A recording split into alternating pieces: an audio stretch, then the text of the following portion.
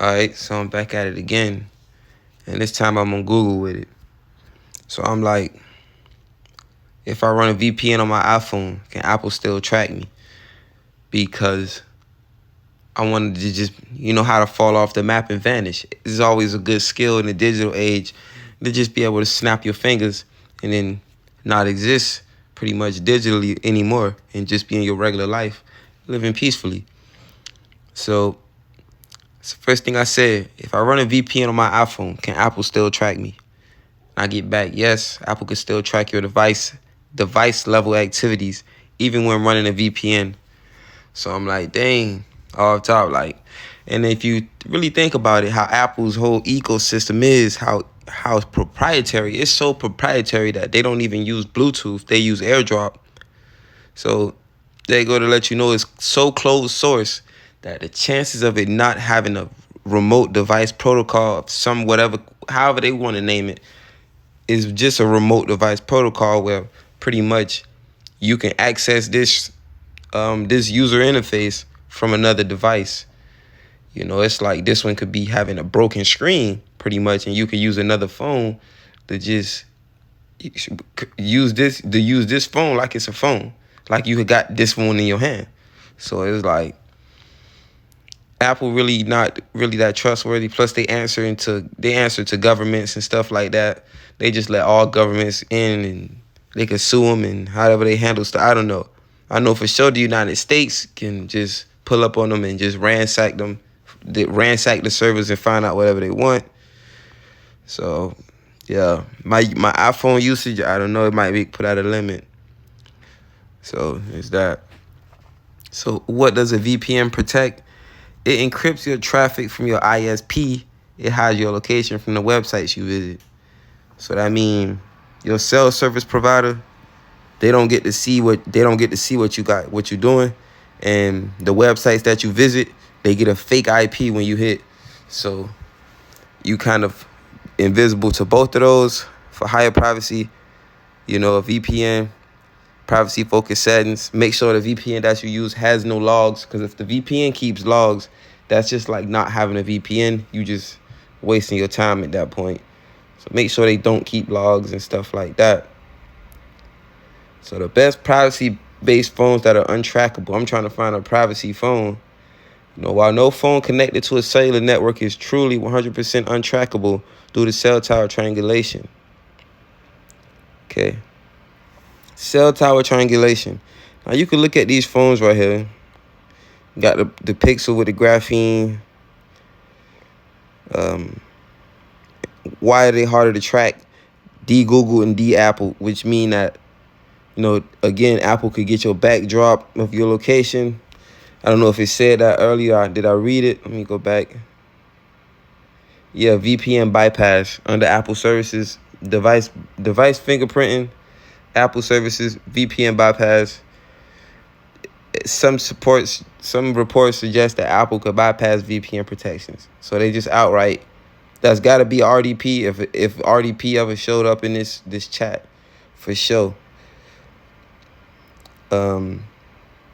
D Google, D Apple, hardware kill switches. I definitely want those on my phone.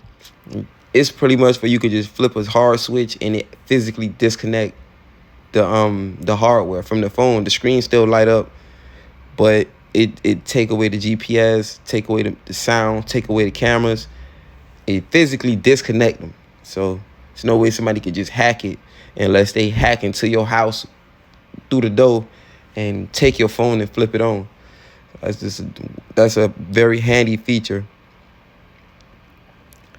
Encrypted hardware, of course, no doubt about that. Always keep your keys private and rotate them if you can. Just keep up with them. The untrackable reality. Even with these phones, your SIM card still pings to, and this is what this is what I asked about next, because he said this for the screen. Well, not really, but it said I don't know, maybe I was just thinking and said with this, but the untrackable reality. Even with these phones, your SIM card still pings the nearest cell tower to receive calls, okay, which creates a location trail. So yeah, For extreme anonymity, users often combine these devices with anonymous prepaid SIMs or use them over VPNs via Wi-Fi and cellular radio physically switched off. Okay, that's just what it is. How to install a custom OS like Graphene OS on a standard device, whatever. But anonymous prepaid SIMs and VPNs. So pretty much what they getting at is anonymous prepaid SIM really not as special as they make it sound. It's like the regular phone service that you already use, pretty much, where you just go in the store and you give them whatever name. They gonna accept whatever name you give them, and they just gonna ride with whatever you give them. As long as you keep your ID. If they ask for your ID, just be like, nah, I'm good. I don't want to give you my ID. And you just give them whatever name you want, and they gonna give you a SIM card and give you service. Now, if you go to one of those postpaid services, which is the opposite of this, they gonna want your social security number. They gonna give you a credit line and all kind of crazy stuff like that if you don't own your phone cash outright. You know, with anonymous SIMs, you gotta own your phone cash outright. And the 5G SIMless, if you get a phone like an iPhone 14 or anything newer than that, it's gonna have be SIMless. Like, you don't have to use a SIM card with it, and it's still the same anonymous prepaid services. It's just at that point you just don't have a SIM. So does cell tower triangulation use GPS? Which was what I was, I got curious about. That's why I said it. I'm tripping. I'm reading over my own notes, but again, I get stoned. So there's that. No, cell tower triangulation does not use GPS, so they don't need. Again, it's just a phone call, and then all the cell towers ping how much signal strength they got, and based off how much strength each one got, it give you a general idea of where the device is at that made the call. So it's really not about as much as tracking it as much as it is just not attaching your identity to it. That's how you vanish.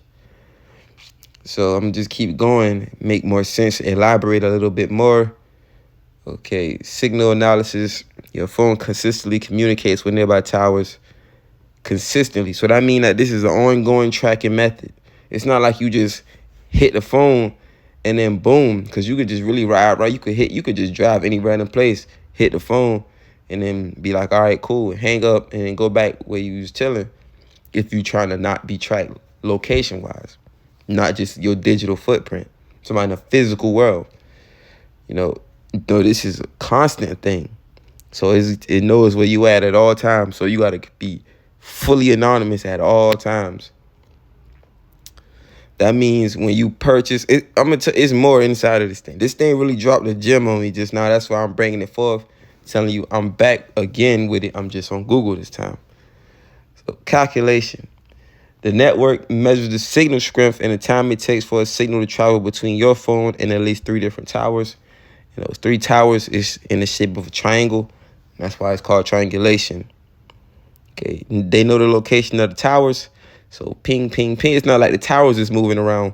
Whatever they tracking is what's moving around. So boom, that's all it take. Okay, you got these GPS things. You can read over these yourself. I don't see me having that much of a reason. Okay. While they are separate, smartphones often use assisted GPS, which is triangulation and the GPS satellite thingy that you just read. If I use a VPN, doesn't that make me invisible to my cell service provider? That's what I wanted to know. Let me see, expand the message. And thereby untrackable. Because really I'm trying to find out, how do I vanish? No. Using a VPN does not make you invisible to your cell service provider. While it hides your browsing activity, it does nothing to stop the provider from tracking your physical location. Okay. So it's still pinging your phone from the towers. Whatever towers is using, whatever towers is giving your phone connection, is pinging. They got a ping to give you connection like that. And with that ping comes triangulation and tracking location. So here's a breakdown of what your cell provider still knows even when a VPN is active. They know your physical location, and they know that you're using a VPN. So again, a logless VPN.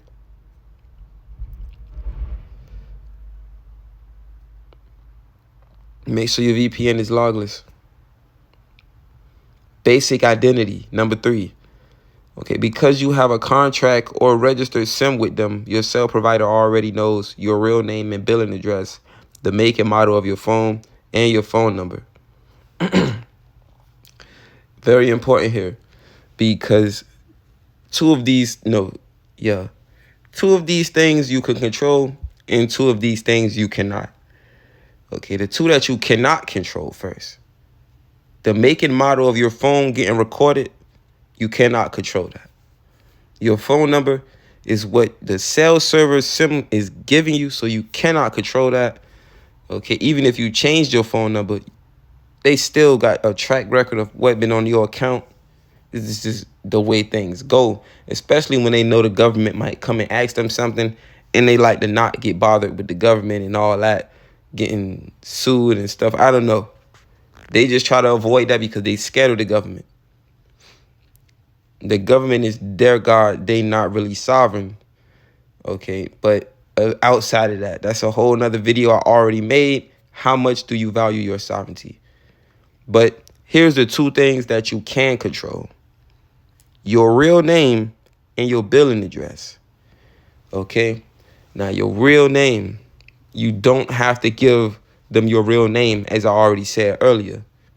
You could give them any random name, anonymous SIM service. And this thing always it's going to spam me right now and say real name, but it just was saying anonymous SIM card randomly. You know what I mean? So I'm like, that's crazy, but that's just how this thing is. It's not this thing. It's really God behind this thing. I'm saying this thing because I'm looking at the UI, but the energies that's power in the background, come on now. It told you off rip, like most people, it already know most people is not finna think about they cell service, because you know how big the cell service, even the postpaid cell services have prepaid options.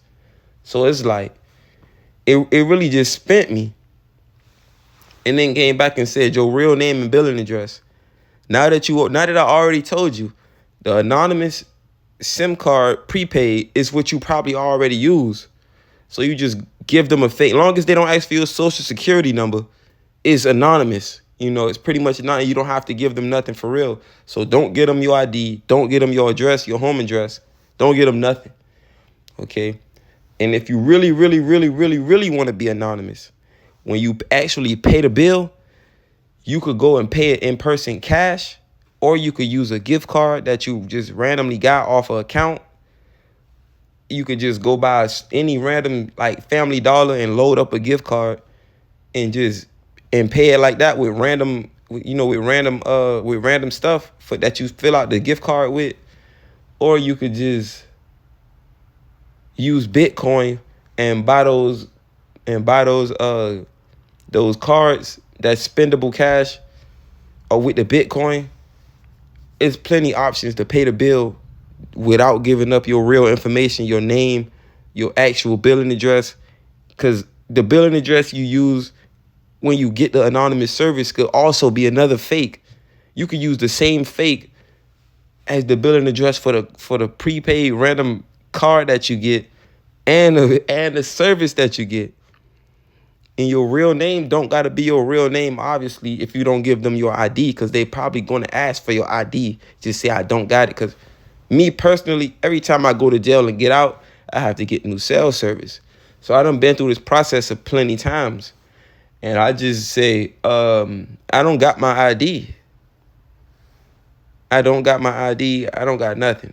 You know, and I just pretty much get paid them paper cash right then and walk out with a phone that is the most anonymous thing I ever had. You know, nothing on it. I paid cash to get the service, and I gave them a fake name and billing address. It's over with. I'm just saying. So 2 things you can change and 2 things you can't. What does the VPN successfully hide? A VPN effectively blocks your provider from seeing the content of your data. They cannot see the websites you visit, the message that you send inside encrypted apps, in your search history, or the files you download. So they pretty much can't see nothing you got going on. In short, a VPN makes you private. They can't see what you're doing, but that does not make you anonymous or untrackable. They still know who you are and where you are. Okay, so they don't know who you are. They know where the device is at. Okay. They don't know they don't know who you is, but they know where the phone is at, and they know who they think is using that phone. Okay. Do you want to know if airplane mode or removing your SIM card actually stops this level? I completely ignored that. I've been ignoring those for a while on Google because I always have my mindset on certain questions already. And when I read the other one, it struck. When I read them last few pieces, it made me think,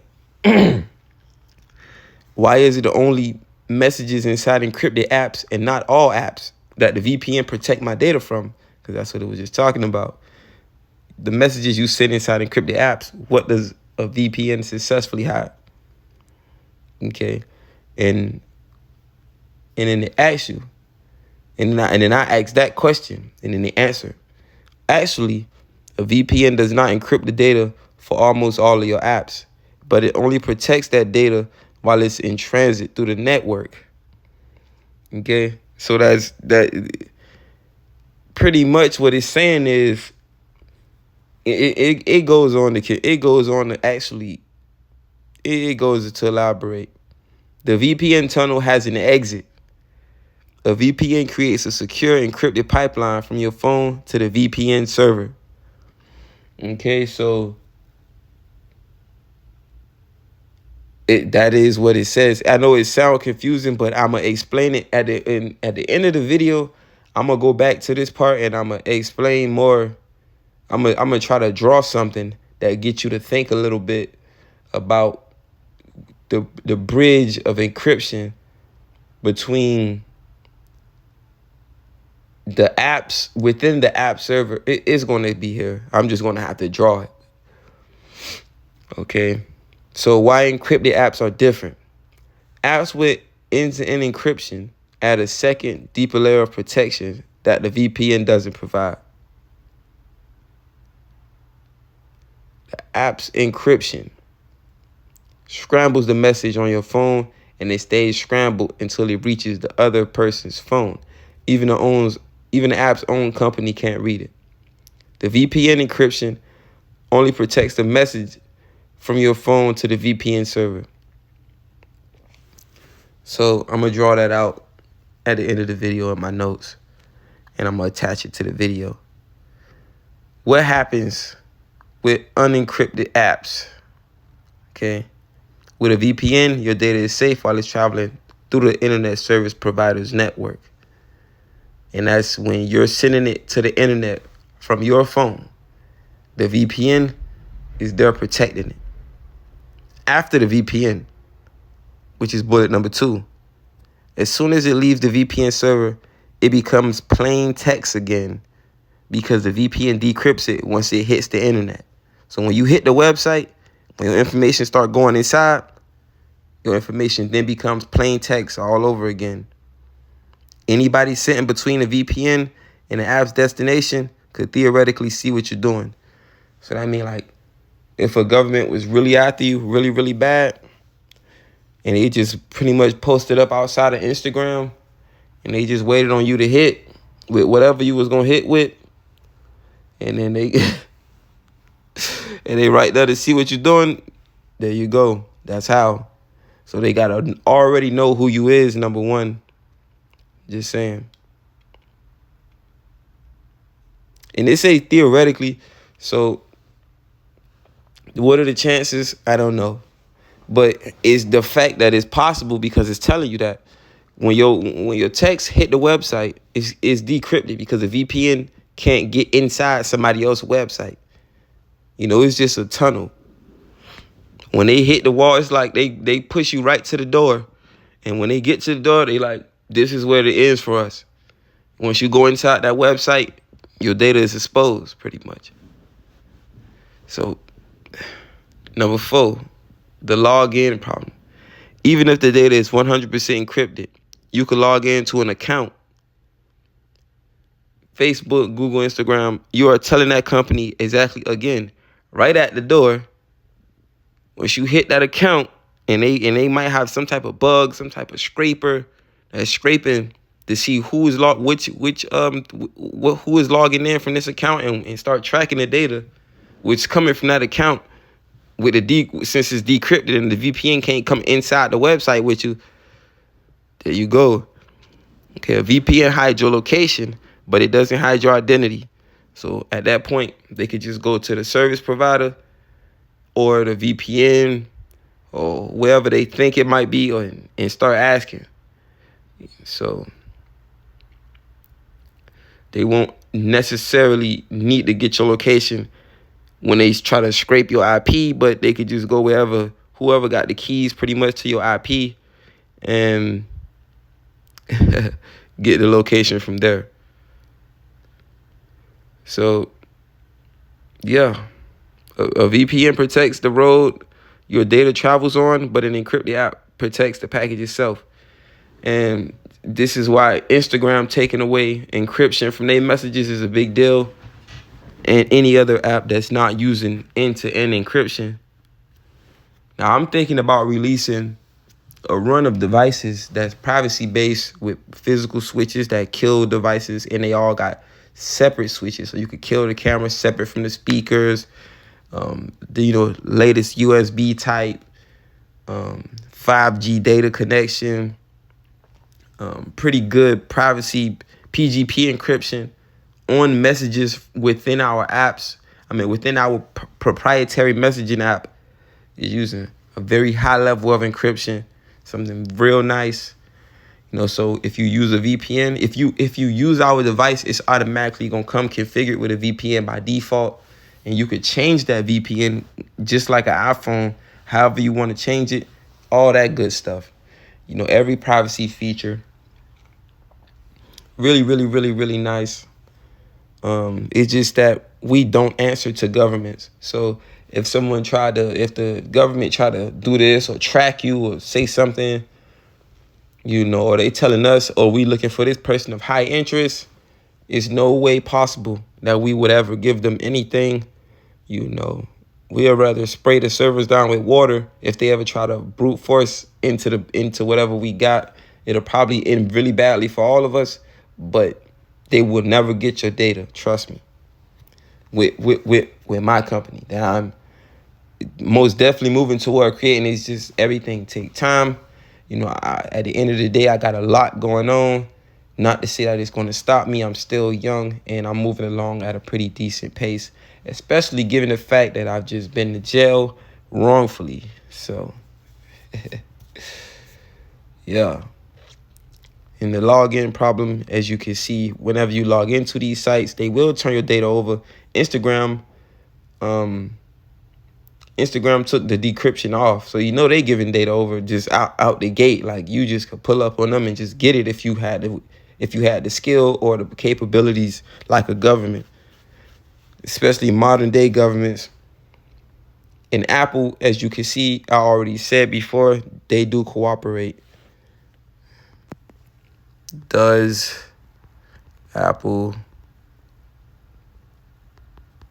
turn over logs?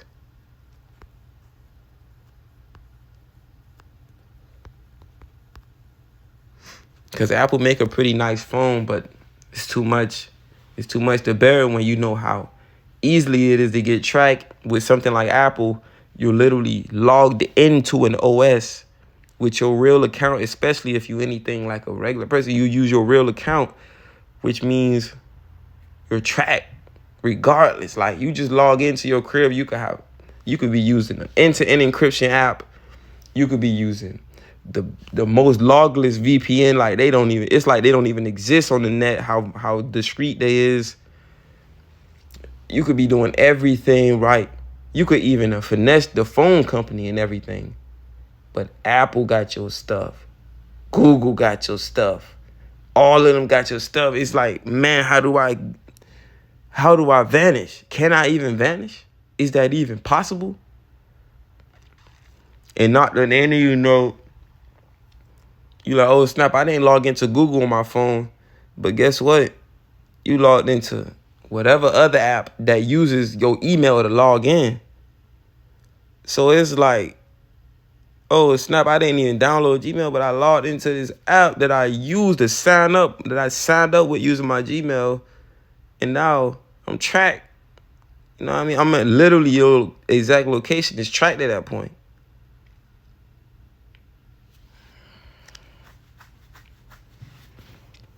It's crazy. But connection logs, iCloud content, again, proprietary logins, name, physical address, email, and phone number. What Apple can turn over? Connection logs, IP addresses, and timestamps. Exactly, iCloud content. If a user backs up their device to iCloud, Apple can provide shared, stored photos. They got everything, bro. That's just insane. Records of who you emailed and when retained for up to 60 days. Transactional data. Records the App Store or App Store purchases, including the IP address used at the time. What Apple cannot turn over. I mean, do this matter? Passcode locked devices? Apple cannot bypass. What do this matter, bro? They literally got everything. iCloud content? Yeah, that's stuff that's on their physical servers. So all they got to do is SSH in and then hit the commands to pop all the folders up, hit the commands for your account, and then hit the commands to pop up the folders on your account. And now they can see all the names of all your files in raw code and then open the files because it's on their server. The files is there. And Apple be so thirsty to just delete your stuff off your phone, and then you got to download it to get it back, and then you can't download it on cellular data. So it's like that'd be irking me every time. I just be like, man, I don't know. I'm just getting off iPhone. I'm getting off this thing. I don't know what to. Weird. It's weird. But this is the only way to completely vanish. What Apple cannot turn over. End-to-end encrypted data. If you have enabled advanced data protection, you can't read that.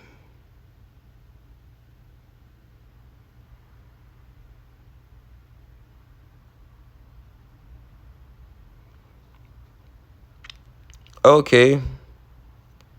End-to-end encrypted data.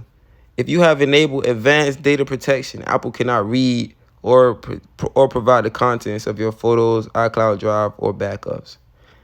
I'm gonna look into that a little bit later. I'm not gonna lean on that because it's still on the same device that could just,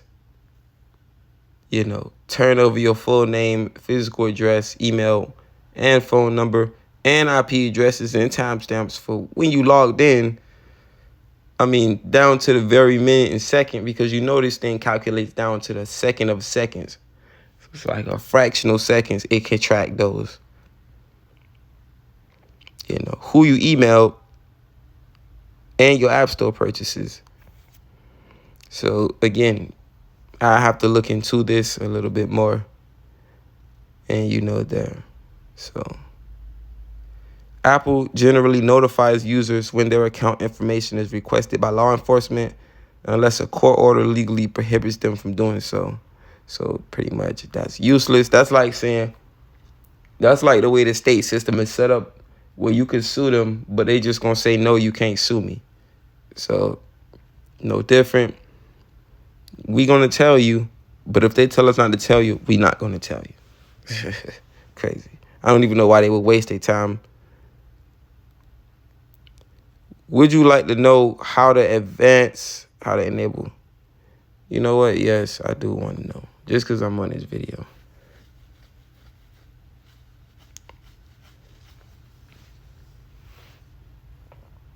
To enable advanced data protection, you must first set up a personal recovery method because Apple will no longer have the keys to help you recover your data if you are locked out.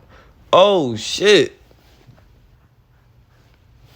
Well, that's pretty nice. So you just get, okay, they give you control of your keys at that point. If they just giving you the keys. If they keep the keys, they will turn your stuff over. Okay, I don't know. And it's like at that point, it's like, there's nothing we could do. Even though, who got the source code? Something that they had, that source code. That source code ain't no joke. Nobody ain't looking past that. So this really is a finesse move to make you think something that's not that, because you don't got the source code. The source code is really the ultimate key to any computer program. Whoever wrote the code could just go in and if they could take your password off, really. You just click, click, click, click, tap, tap, tap of the keys and take your whole password off for only your one specific account. Matter of fact, they'll just make your account not have a password box and then put your email in and hit the send and hit the enter button, and now they in your account.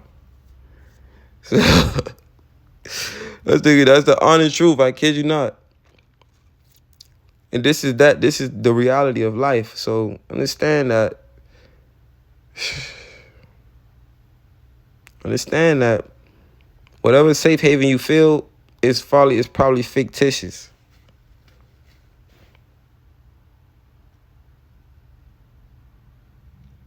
That's why it's best to keep the most secure thing in the world is to keep it a secret. Keep it all a secret. Nobody need to know you got the latest this. Nobody need to know how old this is. Nobody need to know that.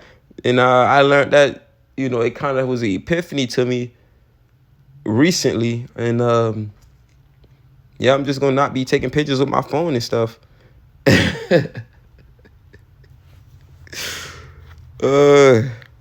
As much as it is, like, at the end of the day, still, you track, though.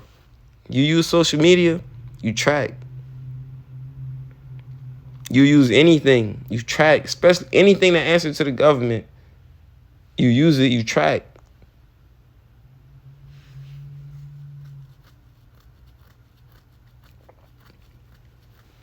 So, this is a way to think about this. The most secure way to go about this.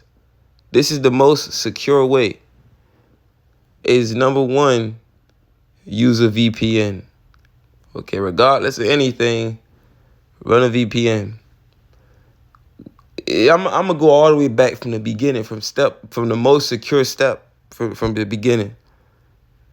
Number one, when you get the cell service, do not give them your real name and don't give them your real address for billing.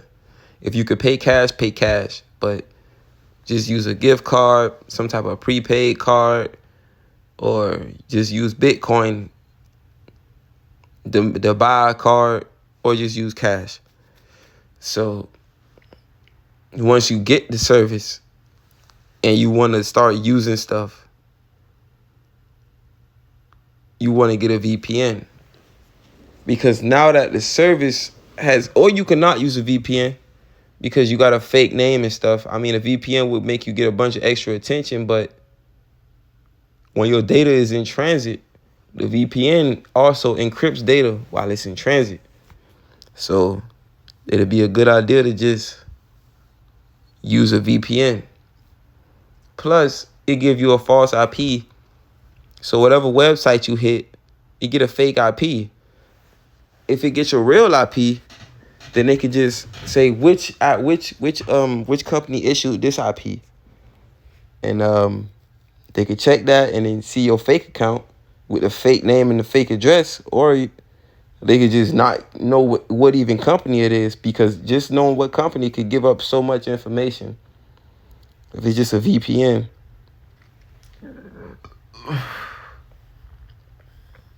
So that you have it, you will have a VPN. When you start using applications, you would then have to use fake accounts. No more of your personal accounts, at least on the secret device. You can't use your personal accounts. That's the only way to get to be non-trackable. And when it comes to really a phone, I don't know. I personally don't want to be tracked at all. But when you're doing something that you surely don't want to be tracked for, that's the way to go. Is just not use any accounts. But this is where it gets impossible to be untracked. Once you log into these apps, you gotta use your personal account.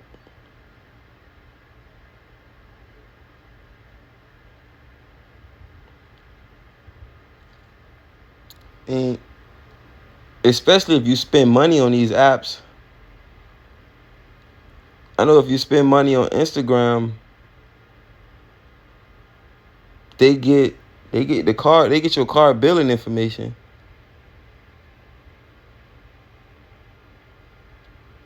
And if you ever use your actual card to purchase an ad or anything like that from any site, they know they know your billing address. They know your real name and they know your billing address. So does Meta, let's see if Meta does it. Record my card details. Let's see. Do they record card details? Yes, Meta records and stores your card details if you ever made a purchase or used their payment services. This information is primarily managed through MetaPay. Okay.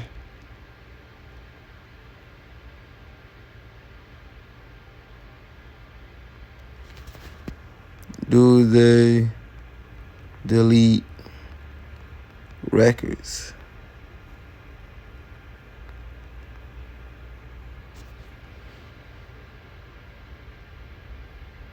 Meta generally removes your card from your active payment method immediately when you delete it, but they retain the underlying data for an extended period due to legal and financial compliance.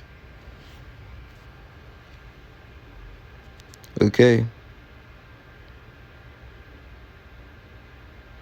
Retailers typically keep transaction data for at least 18 months, as this is the standard window for customers to dispute credit card charges. Financial records. Laws like this SOX require companies to keep financial transaction records for 7 years.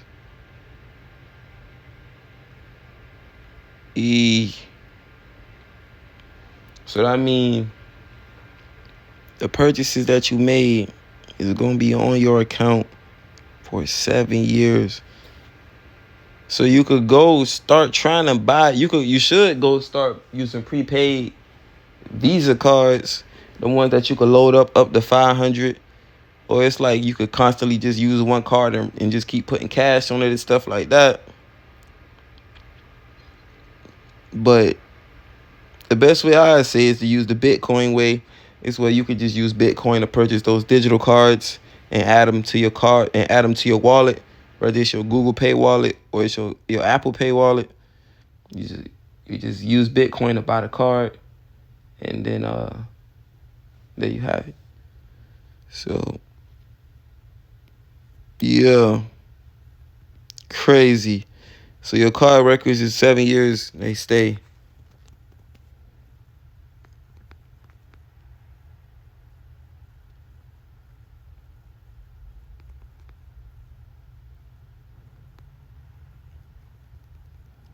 I'm trying to find out how do I say this.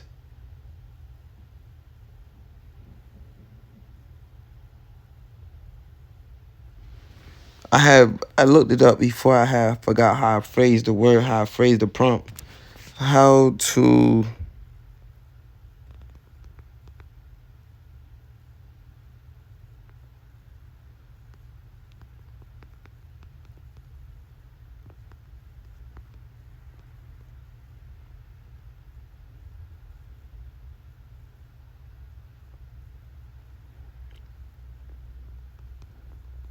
I'm gonna just put it like this because I can't think about how it's supposed to be said right now. How to spend Bitcoin prepaid card.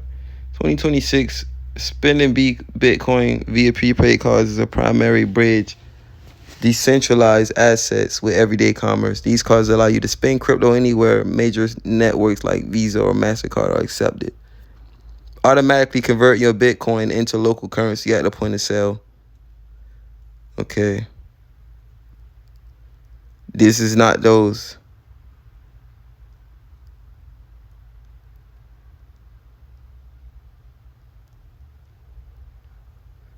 Alternative gift cards. No KYC. Okay, I think this is what I was talking about.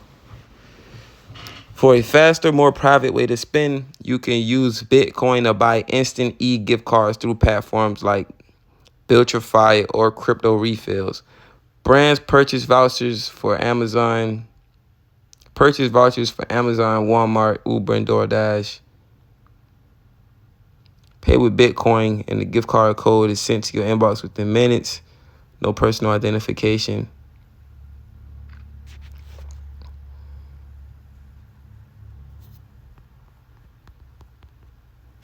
Funded.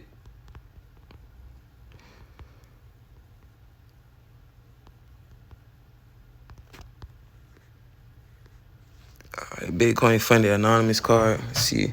No, it's one where you just straight up can get like a Visa card. 2026, achieving 100% anonymity with Bitcoin funded card is increasingly difficult due to global financial regulations that allow identity verification.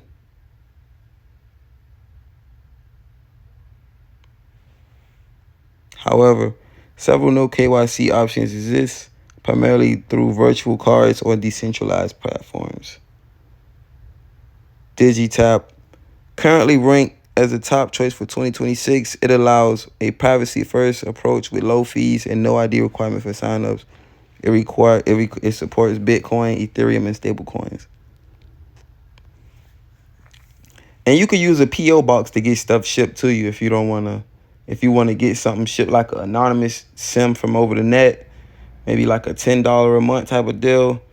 You know, there's companies out there that got that going. And yeah, it's just use a PO box. But Lasso Finance, a Web3 native solution that provides instant virtual cards. It uses on-chain data like device fingerprinting to help prevent fraud instead of traditional KYC, allowing for private spending through Apple Pay and Google Pay. Some type of device fingerprint. I don't know. Can't be that hard if you got a VPN, though. I don't know if you could fingerprint that. Soul Card, specifically designed for the Solana ecosystem. Okay, UUPay. Virtual card with no issuance or recharge fees.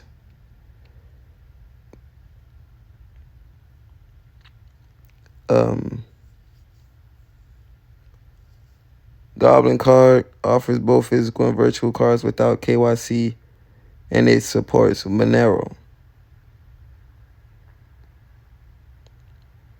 That'll be something I'll look into. I like Monero, so that automatically just kind of stood out to me.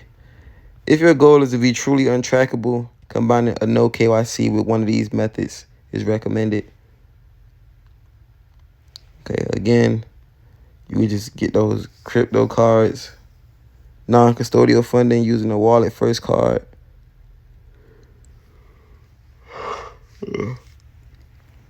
And anonymous acquisition.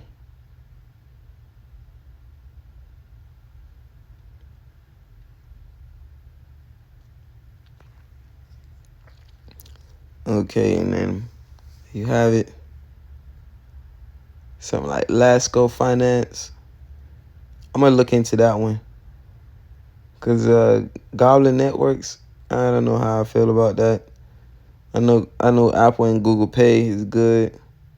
I know that Digitap with the Visa MasterCard is good. So that's definitely a plus. And it's no KYC. And KYC stands for Know Your Customer.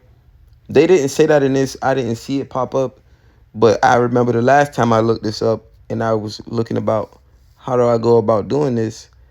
It was telling me that KYC means know your customer, and it's again the government forcing them to know who people is, so they could track them. And so that's why I made this video about how to vanish. So let's look at the daily spend limits, and then I'm gonna call it off. For a deeper look at how to maintain your privacy while spending cryptocurrency in the current regulatory environment, there's a video, but my video is definitely about to be better than that one. Daily spend limits, and then we're gonna wrap this up.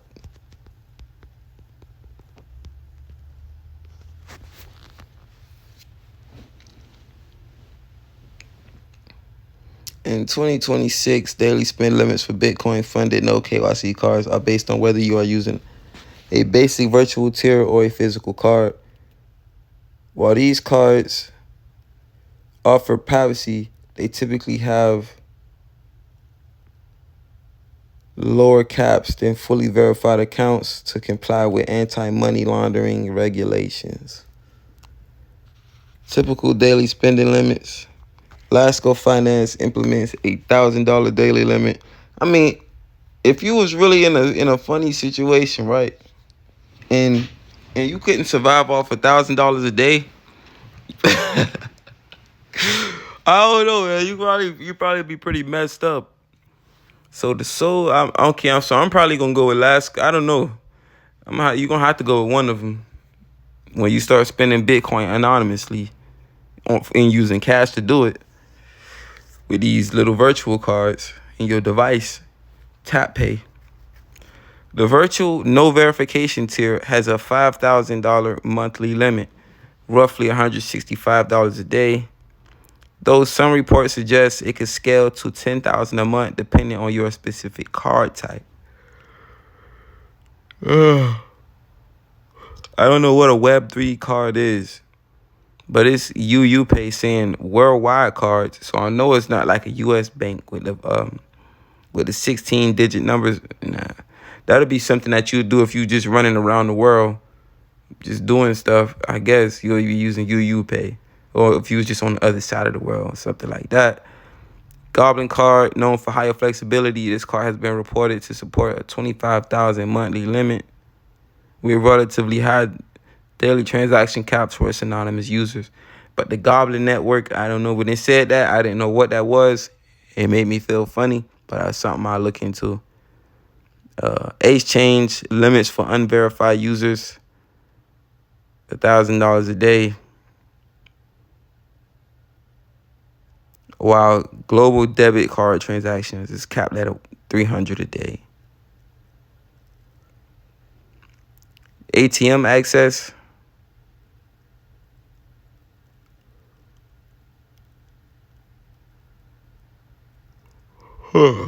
Most KYC cards are virtual only.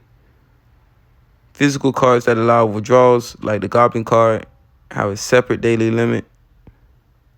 Oh, shit. Oh, the Goblin card might be hard. So the Goblin network is not as bad as it seems. If you could pull out an ATM, it can't be that bad. It can't be that bad. And your spending limit is often capped by your load limit, the amount of Bitcoin you can convert into the card per day, which frequently matches the daily spend limit. And now, if we being real,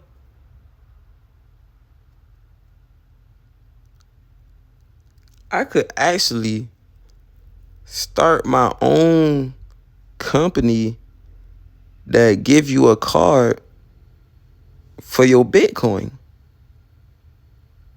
And I could charge a fee for for everything you convert. I could say for every dollar that you convert, 10 cents to go to me. I'm going to charge you that extra in Bitcoin plus the actual transaction fee for the whole transaction. And that'll just be the greatest thing. And that'll give everybody a chance to, That'd be pretty solid, pretty cool. Something I think about, just to put that anonymity out there, where people could just spend a Bitcoin and be invisible. You know what I mean? You don't even gotta pay cash, and you don't gotta go to the store and pay cash for a gift card, because that's the only way to make sense is if you pay cash for it. You could just get on the phone and send some Bitcoin to an address, and then once it's verified on the blockchain, your card is active. You have whatever you spent minus 10%, or unless you add 10%, then hey, you got the amount that you expected. 5%, it don't matter. Won't be, I think 10 cents on the dollar is fair, given the risk involved. But yeah, would you like to know which of these cards currently has the lowest conversion or top-up fees? Oh, see, just talking about fees. So I guess that about wraps this up, because the fees that they have don't matter. This video was about how to completely vanish, and that's what you just learned how to do. So anyway, I'm back to finish the final part I said I would finish of this little thing I'm making here, this video. And so I'm gonna start here. This is the explanation of how the VPN works in terms of preserving your privacy. So I'm gonna explain what I see, what I have made here. So all the white squares is users of an app, any app, let it be Instagram, X, Reddit, Facebook, WhatsApp, even though it's encrypted, so it wouldn't really apply to this, because for WhatsApp, the red area would be green because it would be encrypted. Anything green in this photo is encrypted. And since it's only VPN traffic, that's what's green. But if this was WhatsApp, the red would be green. So what I have here is the users, the app, which is the yellow. That's the server. That's pretty much what the app is. And it's yellow. And it's kind of neutral. All apps just, it would be better if all of them wasn't encrypted, because non-encrypted apps work faster. So there's that. And green, again, the green is the VPN traffic. The blue is the person, whoever they are, that's trying to track you. Okay, if it's a government, then they could possibly, theoretically, like what's in the video says, theoretically, they can just catch you right before you get in the app. As soon as it decrypt, boom, they can get you. If they got some type of scraper, some type of technology or capability, they could just track you right on the spot. So, boom. But since the traffic on the inside is unencrypted and it's in raw code, because your VPN can't get inside the app, the concerned tracker, whether it be a government, some type of whoever it is, the person trying to track you, they could just go straight inside the servers and just be that right there. They like the police. Like the police could just pull up, say we got federal investigation, this, that. And that's why it's a big blue dot right between those two red circles. And the red circles is the unencrypted traffic that's on the server. So when you send your data to the server, it's encrypted. But once it's inside the server, whatever you put in your keyboard has to be decrypted so the server could read it and respond properly. Because if you try to log in using the encrypted data through the VPN tunnel, when you get to the app is not going to see your username and password when you sign in. It's going to see straight encrypted data. So it got to get decrypted. It's mandatory so the app can recognize what it is. Okay, so boom. There's that. That means that any messages that get sent, tracked, any login information, billing information, identity stuff, all tracked. So there's that. That's it. Red is just the messages, that's the information being sent from place to place on the server. Okay, boom. Now the triangulation Because, you know, you could just give them a fake name, fake billing address, use Bitcoin funded cards or cash, or you could use cash, gift cards, or you could use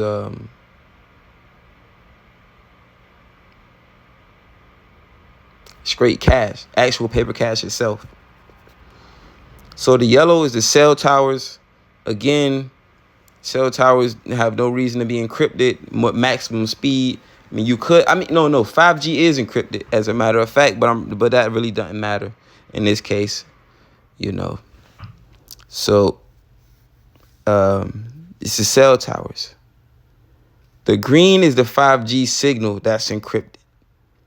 So right where you see the most zigzags, high frequency, that's the most powerful signal. The medium frequency to the left is a medium signal. The third signal is the slowest one. So once the computer calculate where would it be at for it to be pinging that strong on this tower, medium on this tower, and that weak on this tower. Once the computer calculate that device is triangulated. So that's how triangulation works, based off signal strength. If you're strong here, weak here, medium here, we know where you at, regardless. And the white is the user. The not the user, but it is more than likely the user is the device that's being tracked. So all things considered, the only real hard way to get caught up is the app itself when you sign in, because your account is public more than likely. So anybody interested probably found you online anyway through an app, and all they got to do is go to the app and get the bank records from whatever purchases you made or whatever addresses you use. Now, due to the fact that my actual bank records and payments are not connected to my current address,